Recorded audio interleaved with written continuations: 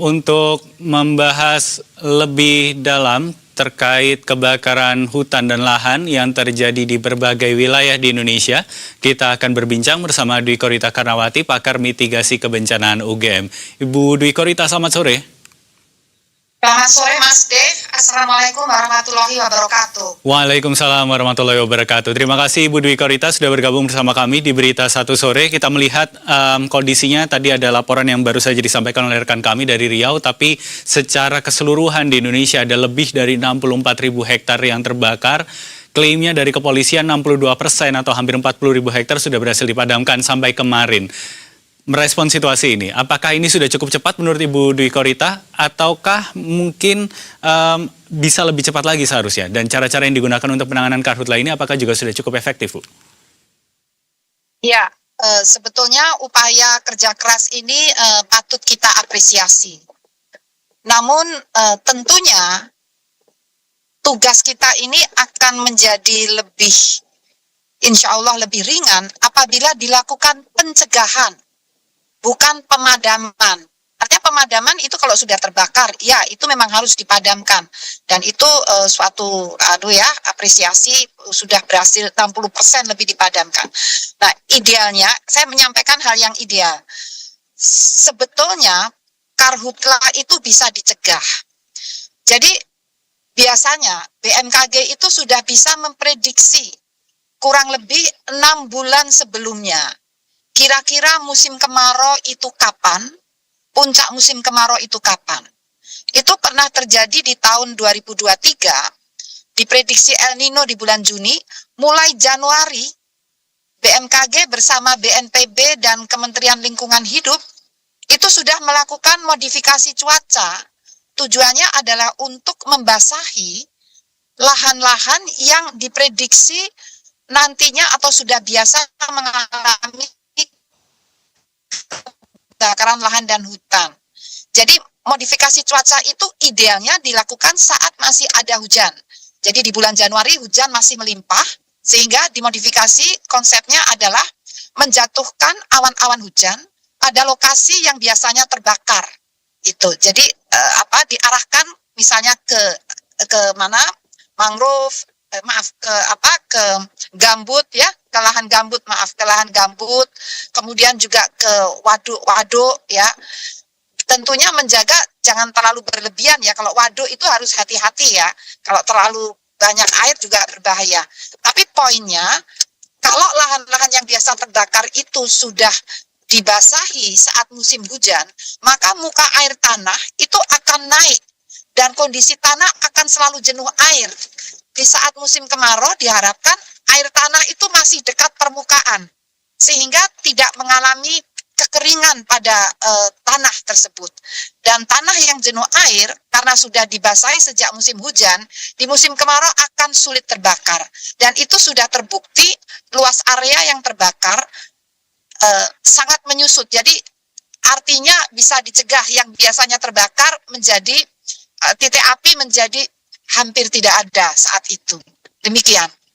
Baik Bu Dwi Korita, saya tertarik dengan soal operasi modifikasi cuaca itu. Jadi dilakukan ketika musim hujan dengan ekspektasi untuk menjadi pencegahan begitu. Tapi kan kemudian sekarang situasinya juga ada El Nino yang sedang jadi momen puncaknya begitu, dampaknya kita rasakan. Apakah kemudian ketika operasi modifikasi cuaca yang dilakukan ketika hujan tadi, musim hujan tadi, ini mampu untuk mempertahankan kondisi tanah yang jenuh air tadi di kondisi El Nino yang ada sekarang, Bu Dwi Korita? Untuk peristiwa tahun 2023 itu berhasil dalam hal mempertahankan tinggi muka air tanah tadi.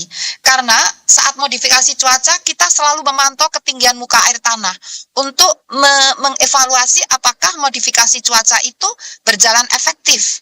Kalau ada modifikasi cuaca, muka air tanah yang akan dibasahi ternyata tidak berhasil naik, itu berarti ada hal yang harus dibenahi.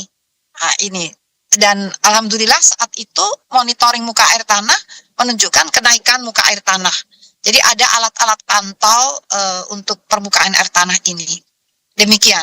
Baik, jadi ini bisa dibilang salah satu pengalaman dari Bu Dwi Korita begitu ya ketika memimpin BMKG saat itu 2023 berhasil mencegah kebakaran hutan ini. Tapi selain pencegahan yang dilakukan dengan operasi modifikasi cuaca tadi, apalagi yang kemudian bisa dilakukan untuk memastikan bahwa kebakaran hutan dan lahan itu tidak akan berlangsung berlarut-larut begitu ketika situasinya terjadi seperti sekarang ini? Iya, yang pertama pemantauan atau monitoring itu harus sangat ketat, terutama monitoring titik panas ya, hotspot titik panas. Ini kan dengan satelit bisa dideteksi ya. Nah, apabila jadi hotspot itu belum tentu terbakar ya, jadi masih panas. Kalau kita tahu di situ ada hotspot, nah itu harus segera diupayakan untuk dibasahi. Salah satu target modifikasi cuaca adalah antara lain di mana masih ada hujan dan ada area yang sudah mulai muncul hotspot misalnya. Nah, hujannya itu diarahkan ke zona yang keluar yang terdeteksi hotspot. Artinya zona itu zona yang kering. Jadi awan hujan harusnya turun di tempat lain, tetapi saat melintasi di atas area yang sudah ada hotspot, dipaksa untuk turun agar membasahi lahan tersebut. Itu yang pertama. Yang kedua, BMKG juga bisa memprediksi sampai 6 hari ke depan atau 7 hari ke depan, zona-zona mana yang akan merah. Artinya akan sangat mudah terbakar kondisi mikroiklimnya. Jadi iklimnya sangat kering ya, kelembapan udara sangat kering, temperatur tinggi. Nah, itu bisa diprediksi sehingga apabila sudah terdeteksi, kita koordinasi dengan tim di lapangan untuk menjaga agar area-area yang zona merah, zona orange, bahkan kuning itu harus dijaga, jangan sampai ada yang membakar.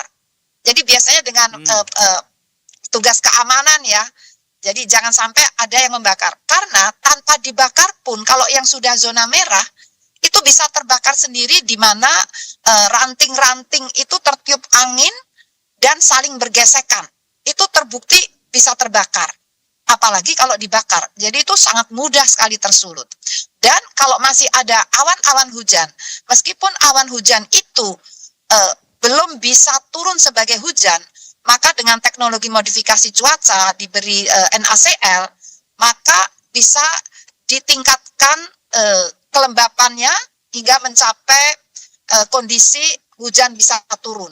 Jadi dengan rekayasa tadi untuk meningkatkan kandungan uap air di awan-awan hujan tadi, dan juga dengan prediksi untuk mengetahui zona-zona mana yang membutuhkan segera tindakan untuk dari merah bisa diturunkan menjadi orange atau bahkan menjadi kuning, dan juga dengan menjaga keamanan lahan tersebut jangan sampai ada yang sengaja membakar. Demikian, tentunya edukasi dan sosialisasi kepada masyarakat sangat perlu dilakukan. Demikian. Baik, kalau begitu Ibu Dwi Korita, tentu kita berharap situasi ini tidak berulang begitu ya. Cukup di tahun ini saja yang cukup parah begitu, dan nanti di tahun-tahun mendatang bisa dicegah, karena tadi terbukti pada tahun 2023 bisa dicegah begitu ya dengan prediksi-prediksi dan juga operasi modifikasi cuaca yang dilakukan. Terima kasih banyak Ibu Dwi Korita Karnawati sudah bergabung bersama kami di Berita Satu Sore untuk hari ini. Selamat beraktivitas kembali Ibu Dwi Korita. Terima kasih. Wassalamualaikum warahmatullahi wabarakatuh. Waalaikumsalam warahmatullahi wabarakatuh. Kita terus